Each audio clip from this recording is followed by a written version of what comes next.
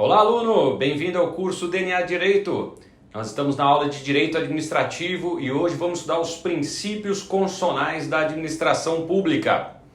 Nessa primeira aula nós vamos estudar uma introdução, uma apresentação dos princípios da administração pública.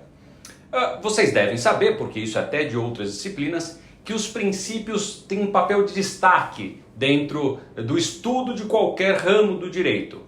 Isso porque os princípios possuem algumas características que não só eles informam, ou seja, eles dão forma para o direito, criam um processo de organização, como também informam, ou seja, eles transmitem os valores daquela área do direito. No direito administrativo, isso tem um papel de destaque, porque não existe um código de direito administrativo. Diferente do direito penal, do direito civil, do direito tributário, o direito administrativo não tem um código. Se esse código existisse, ele poderia dar forma, criar regras, criar uma harmonia entre as normas administrativas. Mas ele não existe, e por várias razões ele não existe, até porque o conjunto de normas administrativas é muito extenso e dificilmente conseguiria colocar isso num só documento. Até porque também a velocidade que as normas administrativas mudam exigiria uma mudança frequente do legislador e me parece que ele teria dificuldade em fazer isso. Então, nós não temos um código e são os princípios que vão criar essa harmonia, essa unidade entre as normas de direito administrativo. Bom, então, esses princípios administrativos vão ter um papel de destaque para ajudar a interpretar as normas. Ora, vocês não ficaram 5 anos no curso de Direito para decorar as normas.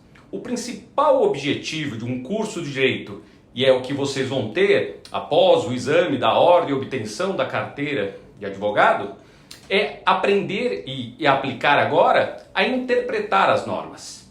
Nós não decoramos o vademecum, as leis, nós aprendemos a interpretar as normas.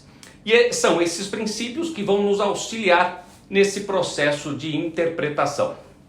Imaginem, por exemplo, que nós precisemos interpretar uma norma específica, como, por exemplo, a ideia da boa-fé objetiva.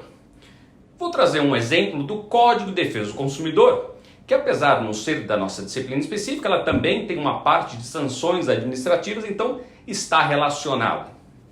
Lá no Código de Defesa do Consumidor, existe a ideia de que o consumidor e o fornecedor devem pautar a relação entre eles com o princípio da boa-fé objetiva, ou seja, o dever de lealdade, honestidade na relação.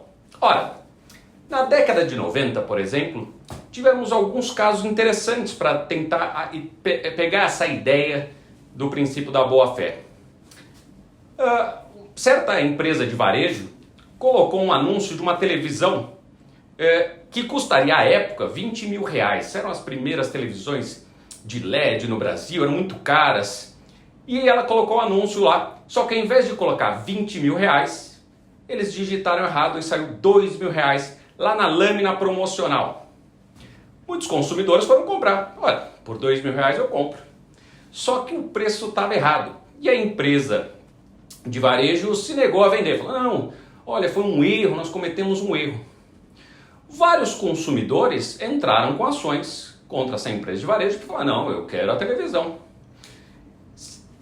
Com base em duas normas, falando, primeiro, toda oferta obriga o fornecedor, está no Código de Defesa do Consumidor, toda oferta obriga o fornecedor. E outra, a responsabilidade dele é objetiva, independe de culpa. Não quero saber se ele teve culpa. Ele está obrigado. Mas teve um caso muito interessante de um advogado que entrou com a ação para comprar 5 televisões. Bom, 2 mil, eu quero 5. E entrou com a ação porque a empresa falou que não venderia, que foi um erro. Na audiência, a juíza perguntou, ora, onde você vai colocar tantas televisões? Na década de 90 não era normal ter tantas televisões na casa. Perguntou, onde você vai colocar tantas televisões? No quarto, no banheiro, na cozinha? E a juíza acabou julgando improcedente a ação. Por quê?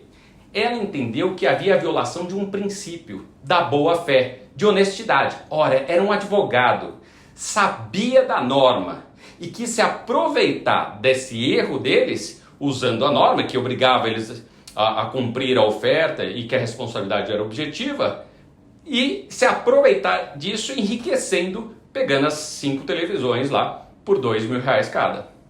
E aí o juiz fundamentou com base no quê? No princípio, porque o princípio se sobrepõe à norma. Se há algo que pode desdizer a norma, é o princípio, porque ela está pautada, fundamentada nos princípios.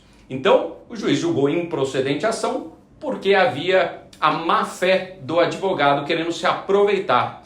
Seria diferente se fosse uma pessoa humilde que acreditasse realmente que uma televisão pudesse custar daquele modelo R$2.000 e acreditasse realmente que a televisão custasse isso. Mas não era o caso de um advogado instruído e que ainda queria comprar um número grande. É por isso que Celso Antônio Bandeira de Mello é indicado pela doutrina como uma fonte, um inspirador dos princípios. Vamos para o slide e vamos ver o que ele diz sobre os princípios. Olha só. Violar um princípio é muito mais grave do que violar uma norma. O desrespeito ao princípio é uma violação a todo o sistema e não só a um dispositivo legal.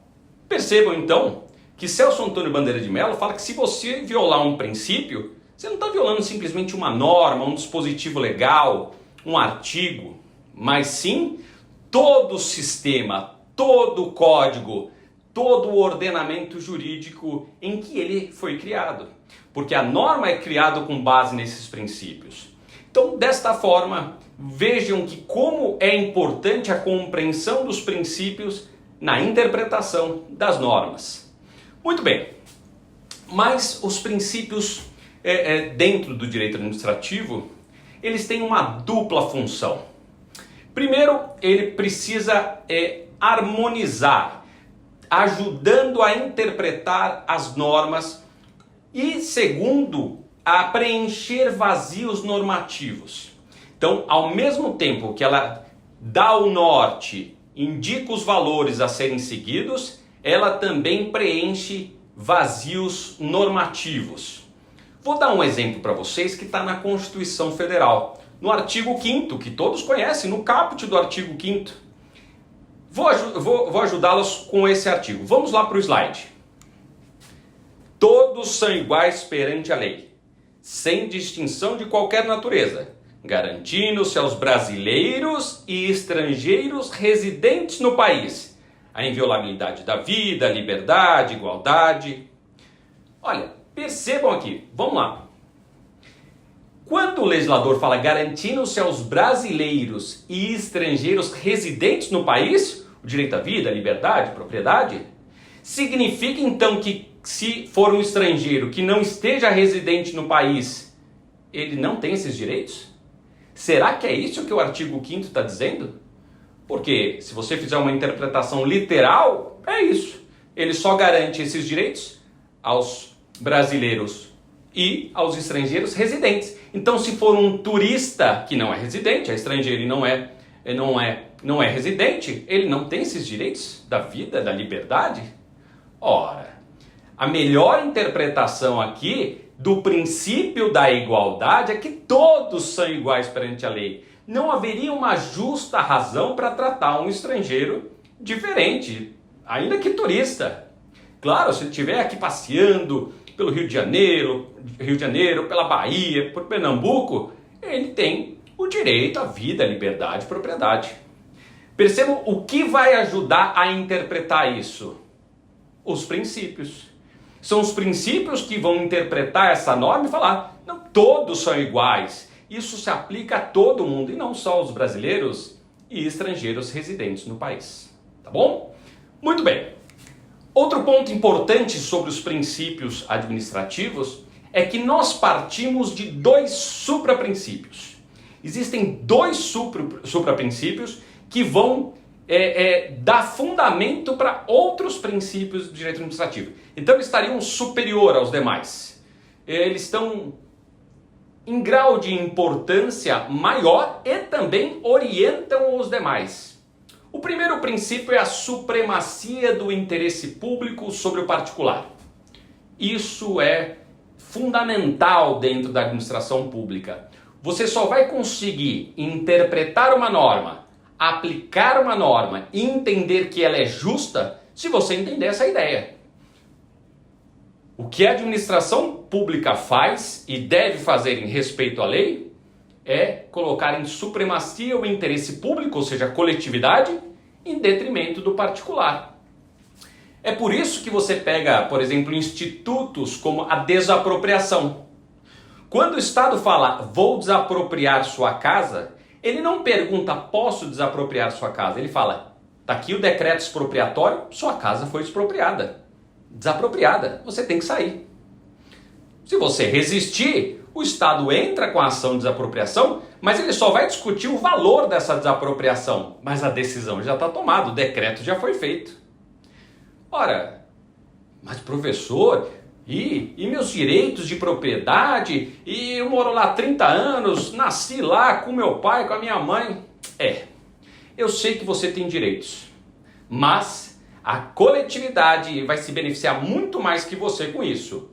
É um direito, mas na própria Constituição ela também garante o direito à desapropriação, desde que seja uma indenização prévia, justa, em dinheiro.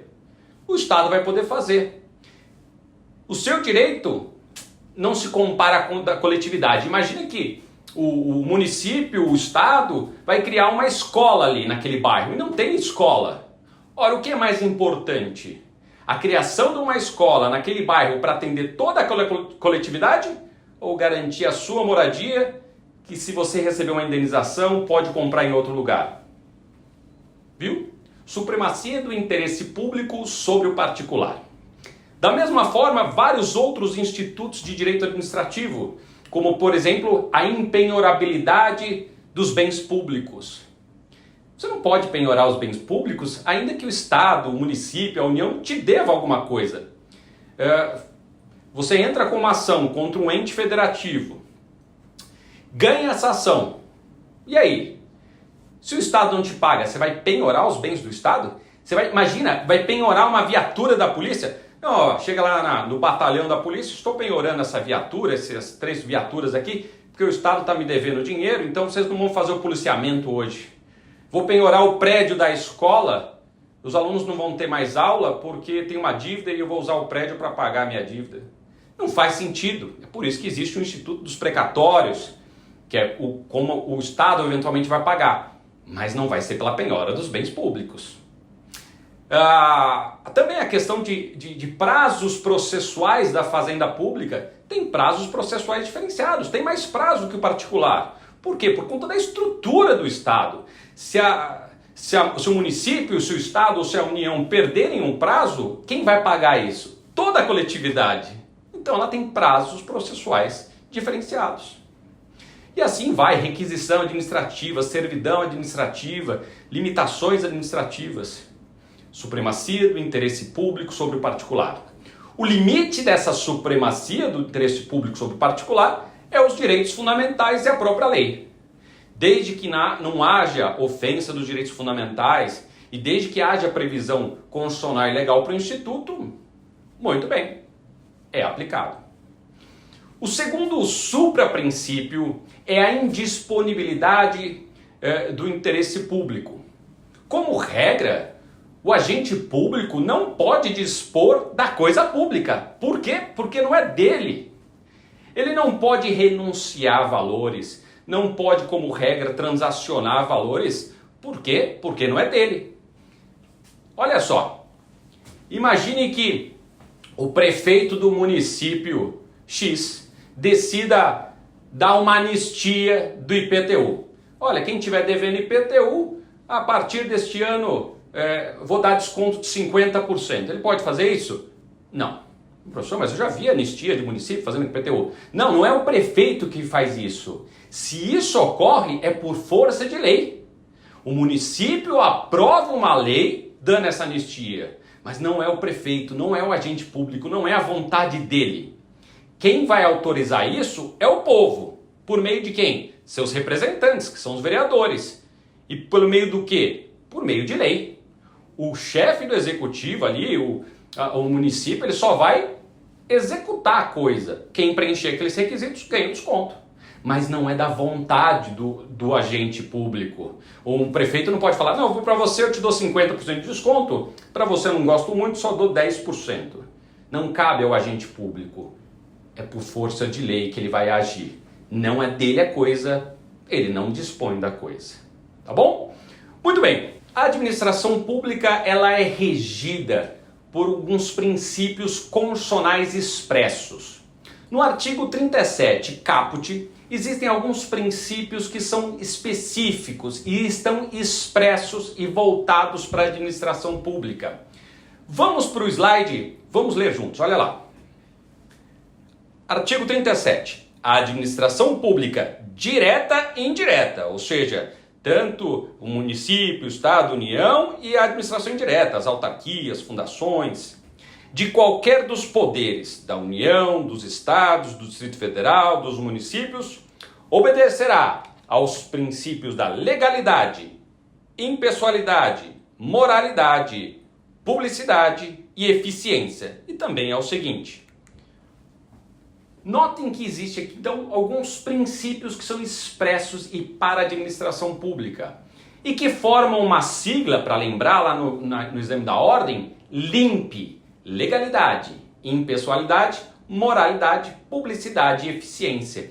Esses são os princípios constitucionais expressos da administração pública. Nós vamos estudar ele em seguida, mas, então, legalidade, impessoalidade, moralidade, publicidade e eficiência.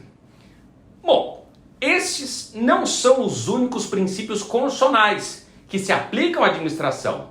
É que estes aqui são expressos e só para a administração.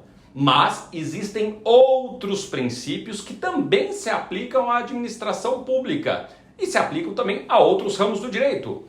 Por exemplo, o direito ao contraditório e à ampla defesa num processo administrativo, o princípio da participação. Então, existem outros princípios na Constituição que se aplicam aos vários ramos do direito e também administrativa. O LIMP, que nós chamamos, eles são expressos, estão de forma expressa na Constituição e aplicáveis somente a ela.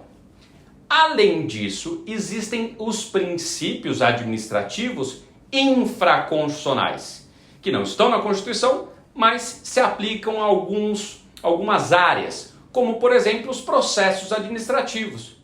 Vamos para o slide.